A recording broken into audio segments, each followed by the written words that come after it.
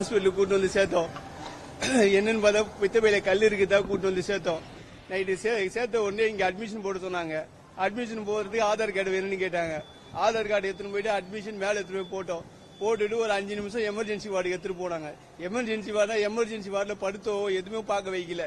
சும்மா வீல் சேர்ல உட்கார வைக்கிற மாதிரியே கூட்டு போயிட்டு வீல் சேர்லயே சும்மா குனிங்க ஏந்திரிங்கன்னு பார்த்துட்டு ஒன்னும் இல்ல போங்க அப்படின்ட்டு ஒரு ஊசியை போட்டுட்டு நார்மல் வார்டு கூட்டு போய் போட்டாங்க. மேல எம்ஏஜி எம்ஜி அந்த ஏதோ ஒரு வார்டு குடல் சம்பந்தமான வார்டுல எடுத்து போட்டாங்க. அதுக்கப்புறம் அவங்க வந்து அன்னைக்கு ஃபுல்லாவும் ஒன்னும் நைட்டு ஃபுல்லாவும் ஒன்னும் பார்க்கல. அடுத்த நாள் நைட்டு சாயந்தரம் 9 மணி வரைக்கும் கூட ஒண்ணுமே பார்க்கல. அதாவது அவளுக்கு எப்படி உடம்பு எப்படி இருக்கு, பல்ஸ் இருக்கா இல்லனா பிளட் பிரஷர் எப்படி இருக்குது எதுவுமே பார்க்கல. ஒண்ணுமே பார்க்கல. பார்க்காம நைட்டு 10 மணிக்கு திடீர்னு ஒரு மூச்சு வாங்க ஆரம்பிச்சோம்ல, வாயில அந்த டெம்பரவரியா அந்த சுவாசிக்கிற அந்த இதை வச்சு எத்தனை போயிட்டு எமர்ஜென்சி இதுல போட்டாங்க. ஐசியூல வச்சிட்டாங்க.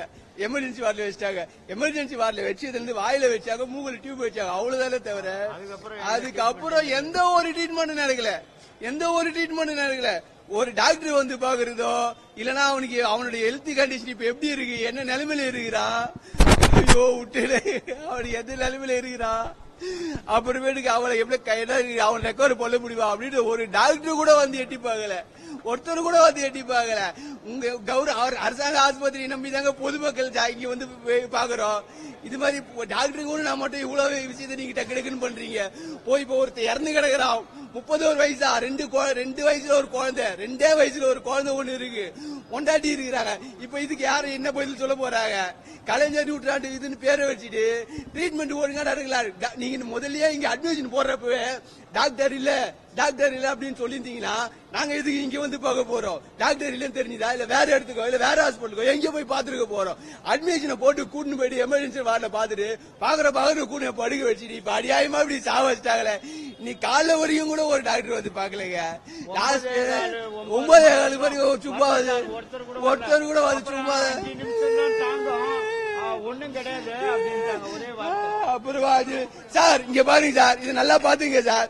இதுதான் சார் ஓபி சீட்டா சார். அவங்க உள்ள ட்ரீட்மெண்ட் எடுத்த ஓபி சீட் எவ்வளவு அழகா போட்டுருக்காங்க பாரு சார். பேப்பர்ல ஏதி எவ்வளவு அழகா ஓபி சீட்டை போட்டு வச்சிருக்காங்க பாருங்க சார். நல்லா பாருங்க சார். கேட்டா இதை கொடுத்து இந்த ட்ரீட்மெண்ட்ல நடந்துச்சா? இது இப்ப காலையில எழுதினு வந்தது சார். இது காலையில எழுதினு வந்தது வெறும் பேப்பர். இது பாருங்க எப்படி நடக்குது பாருங்க. இது ஹாஸ்பிட்டல். இங்க பாருங்க இது ஹாஸ்பிட்டல். எப்படி எழுதினு வந்திருக்காங்க பாருங்க. இப்ப எழுதினு வந்து கொடுத்துட்டு இதுதான் ட்ரீட்மெண்ட்டுக்கான சம்மரியா. ட்ரீட்மெண்ட்டுக்கான சம்மரி பாருங்க. ஒரு உயிர் போயிருக்கு. ஒரு உயிருக்கான சம்மரி இதுதான் அரசாங்கம் நடத்துற ஹாஸ்பிட்டல்.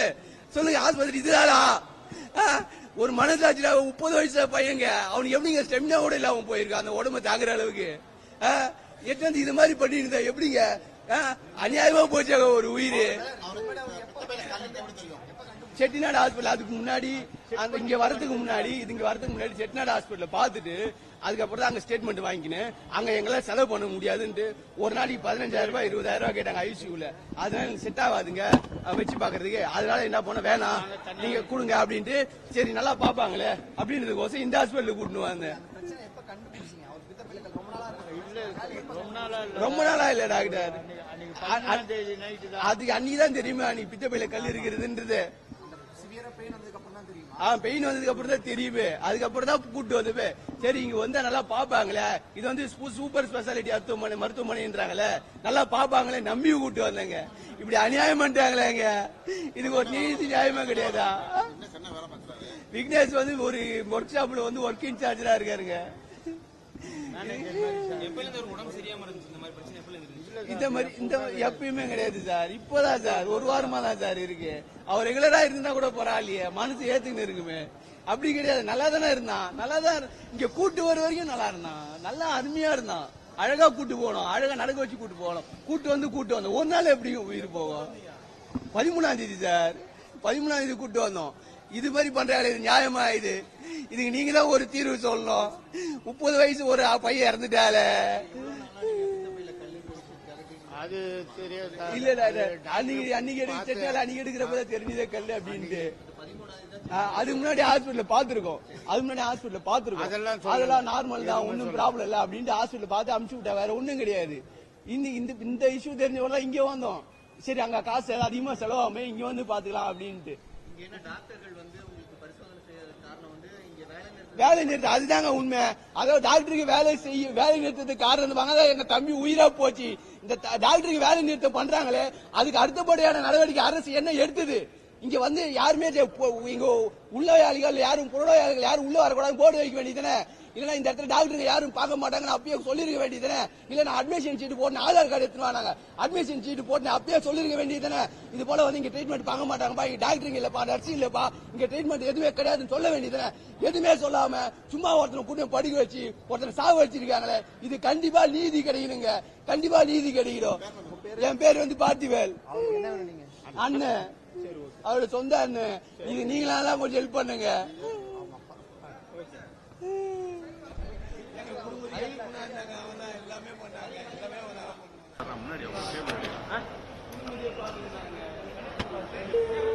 ஓரமா வந்துருங்க, ஓரமா அப்பா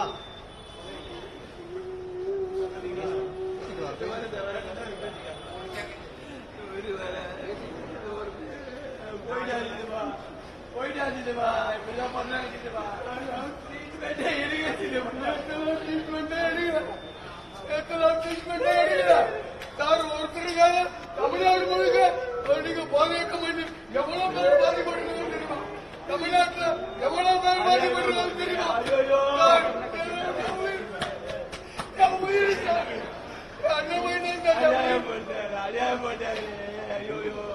இவங்க வேலை இருக்கிற முன்னாடியே சொல்லிட்டு